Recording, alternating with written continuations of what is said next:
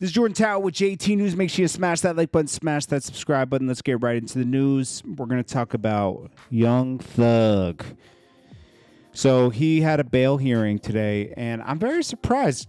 Kevin Lyles from 300 Entertainment, he actually went to the trial and tried to put up $1 million to have around-the-clock police security on Young Thug, meaning they would be paying the police department extra money to make sure Young Thug doesn't flee and is not a danger to the community.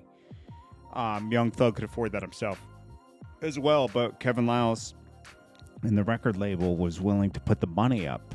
Very rarely do you see a record company step forward for somebody that's in trouble, and kind of like, I hate to say that, Young Thug kind of did this to himself. He let his beef with YF and Lucci just get out of control.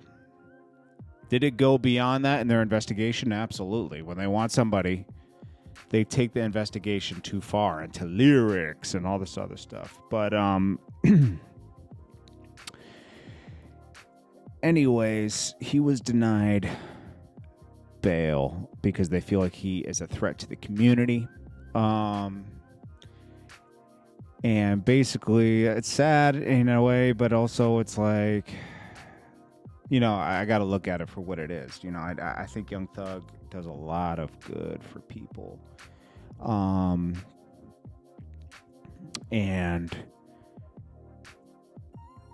it's just a weird situation. They put a lot of stuff out. The Young Thug was, and also Yak Gotti was denied bond too. And they're trying to say that Yak Gotti was telling on some people and stuff. He had a cell phone in jail, trying to get people outside to destroy a cache of other burner calls. The cops got those phones before Gotti contact could.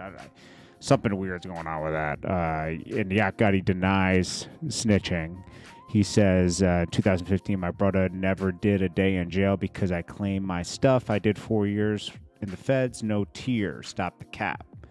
Now he's in this whole thing with this RICO case against YSL.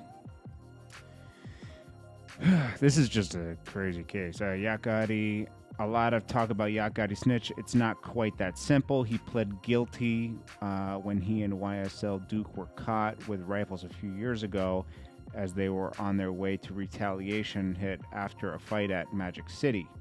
If pleading guilty of snitching, that's a high standard. That's true. This is from George Cheedy at the Atlanta Objective. He said, by stolen, I should clarify, legally possessed cell phone at the jail, one obtained by another inmate. Gotti could have used another inmate's phone code, the way prisoners make calls from legitimate jail phones, trying to disguise the call was coming from him. The jail has been all over the phone monitoring prisoner phone calls, also illegal cell phones. After everything we've seen in the charges related to illegal phones, I'm surprised the people in this case are even trying to finesse phone calls. Young Thug was praying in court to get off. He did not get off. They're labeling him the head of a gang, so there was no chance he was going to get off. But I'm glad the label stepped forward. Anyways, that's what's going on with this case right now. And of course, if his partner was, Gunna was denied, then of course he's going to be denied too. This is Jordan Tower with JT News, and I'll check you guys in the next one.